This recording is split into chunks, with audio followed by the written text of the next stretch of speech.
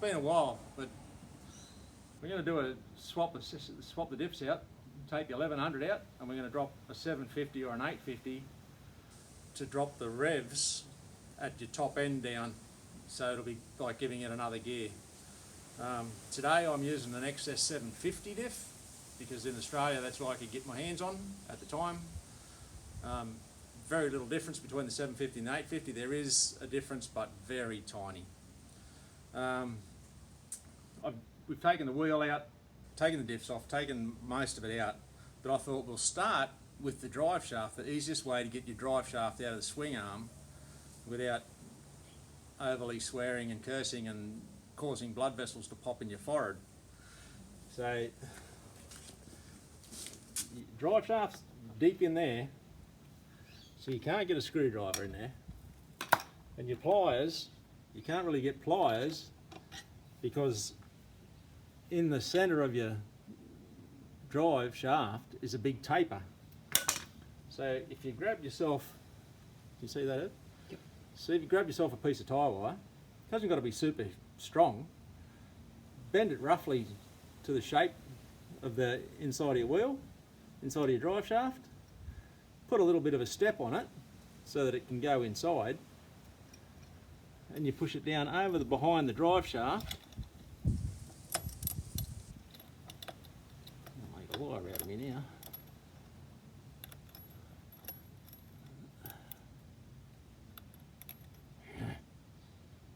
What are we talking about, swearing and cursing?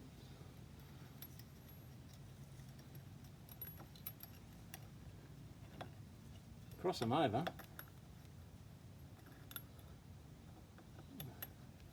Grab a pair of pliers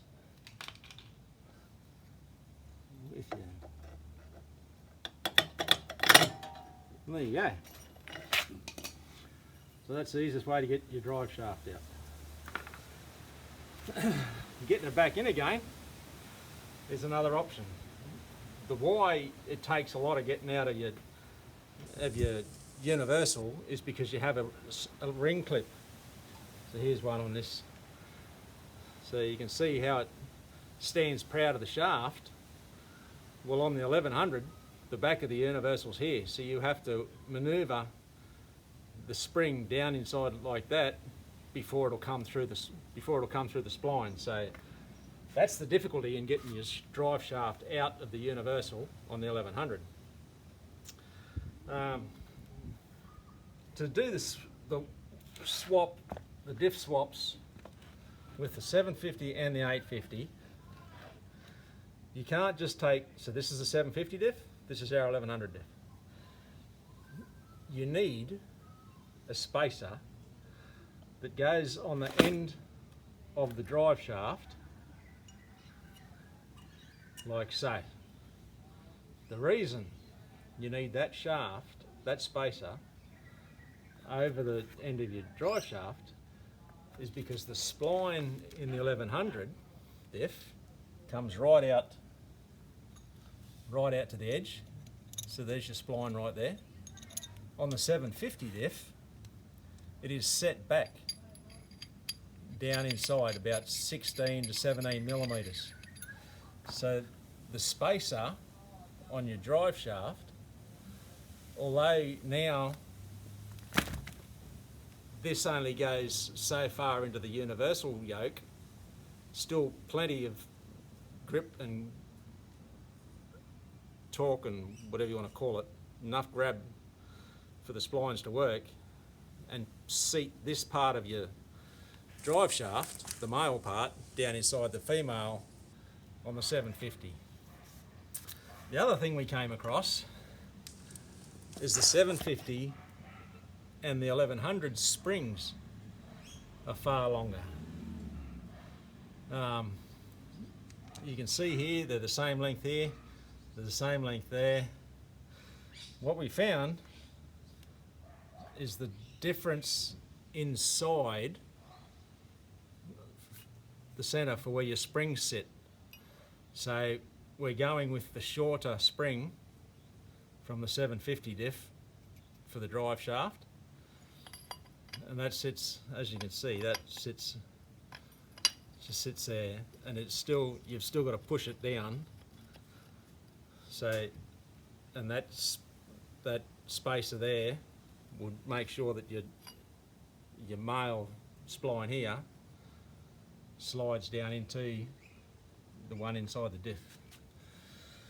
So it's just a matter of going through and putting it back together again. Check your splines.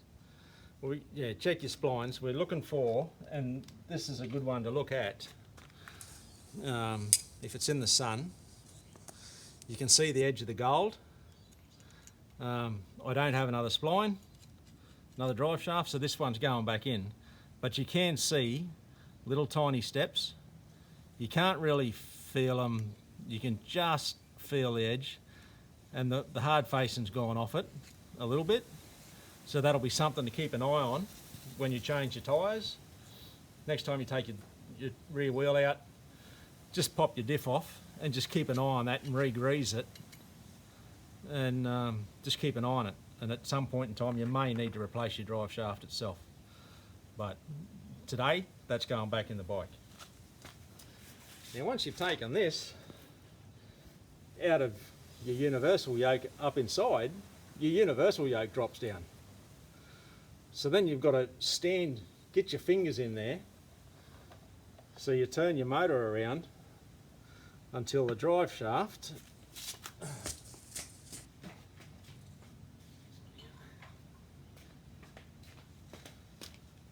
so what happens, there's obviously no universal, but you take your drive shaft out and this drops down. So then you've got to stick your fingers in there somehow and lift this back up so it's level with that. The easiest way is turn that around so it sits like that, and then come in from the top above, grab this and pull it back.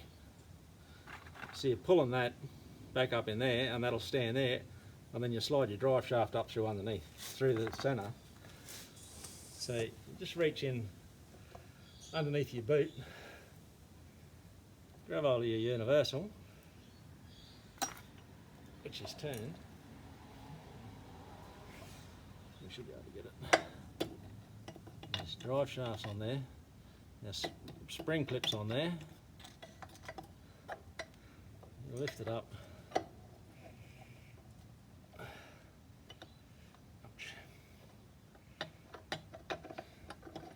It's turned. There we go.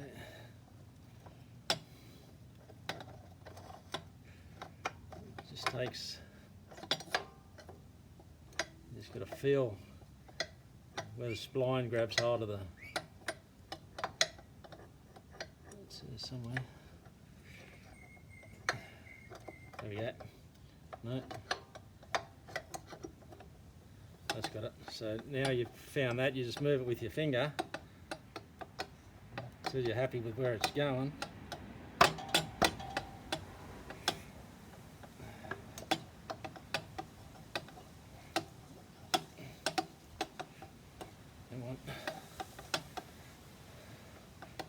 It can take some doing. Don't get a hammer. It will just fall together when it's ready. You just got to keep worrying it.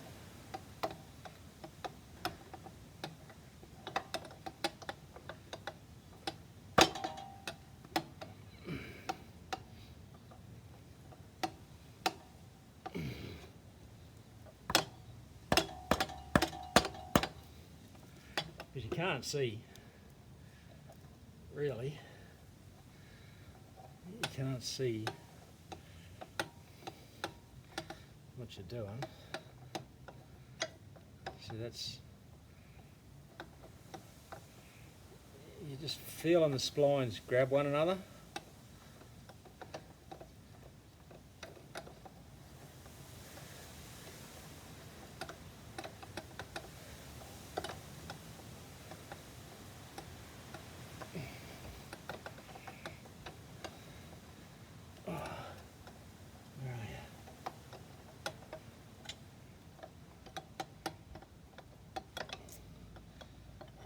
we've done this twice already and it just fell in.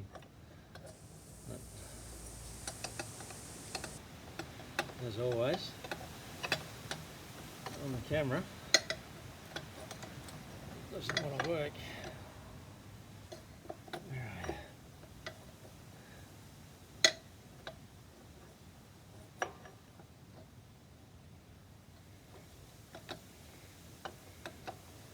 Come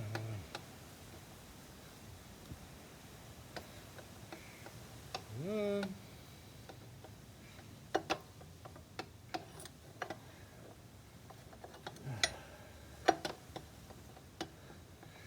Just keep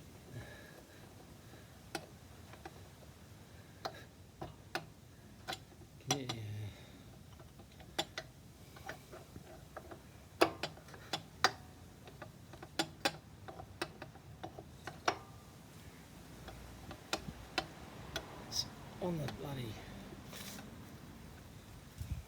it's on the edge of it.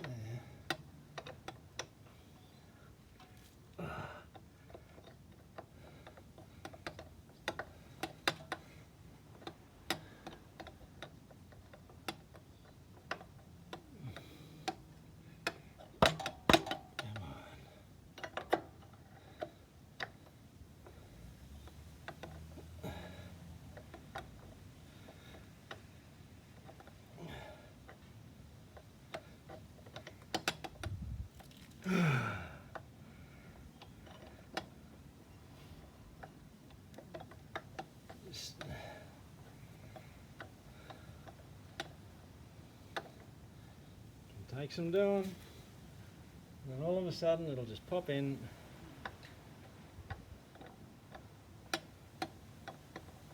It's turning, it's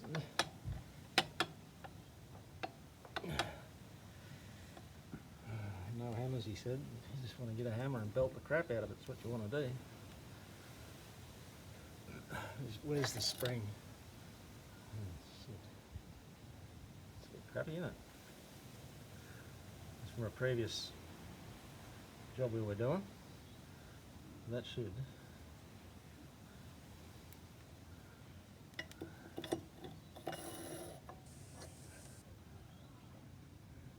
Where is that?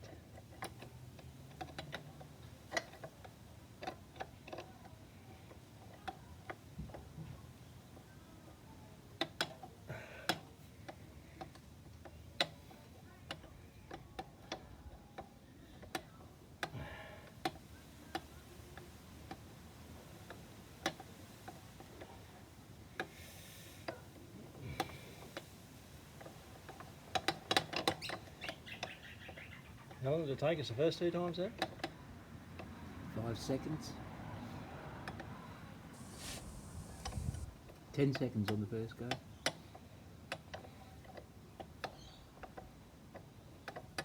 But the spring wasn't on there, was it? Cramp. Oh.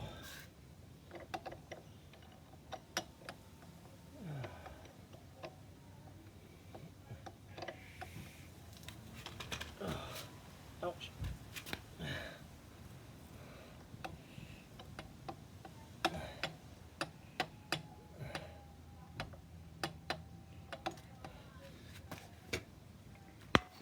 Rubber handle hammer. Oh, it's not down.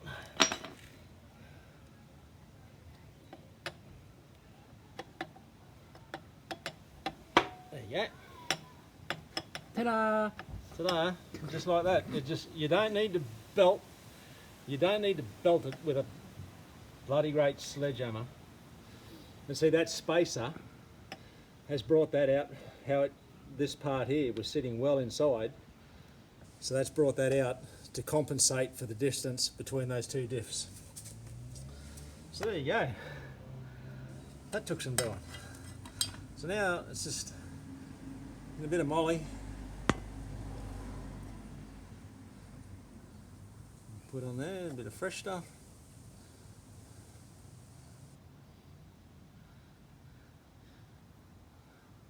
Even this is probably too much because it goes everywhere.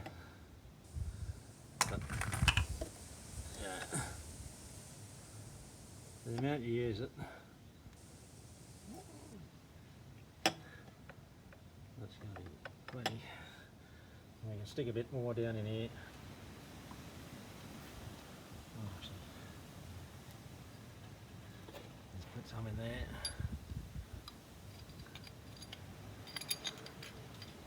And around. Little squeeze out to where it needs to be anyway.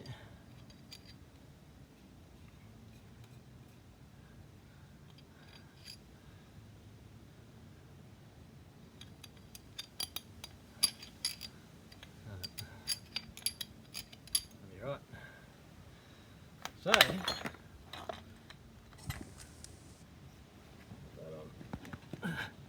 take the diffs out.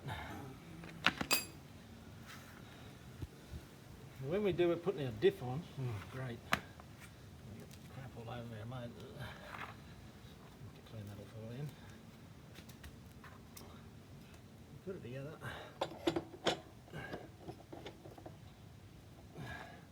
Same again, stick your finger inside, turn it till it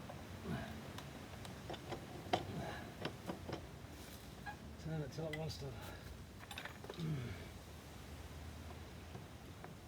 grab the spline, like so.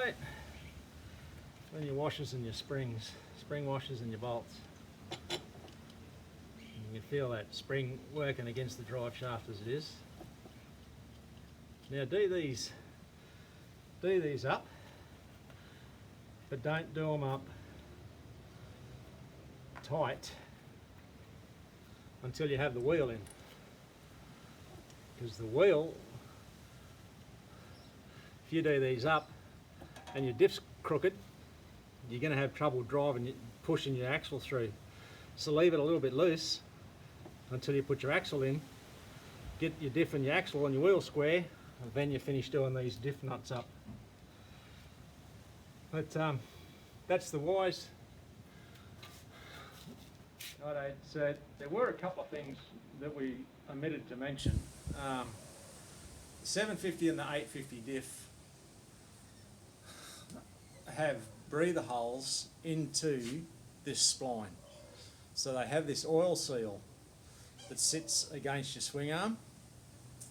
So there are two holes, easily visible when you look down the diff this way. There are two holes for the oil to come out and the oil to flow back into the diff, and these just get oiled. You've got to plug them. How you plug them, some people use rivets, we use self-tappers. Got the right size self-tapper and just nudged him home so he's a nice tight fit. There's a million different ways to do it. You punch a blobus elastic down there, but it's got to be dry, it's got to be clean. How you want to fill those holes is up to you. But other than that, I think that's about all we forgot to mention. So that's about the wheres and the whys and the how-fors for the diff swap.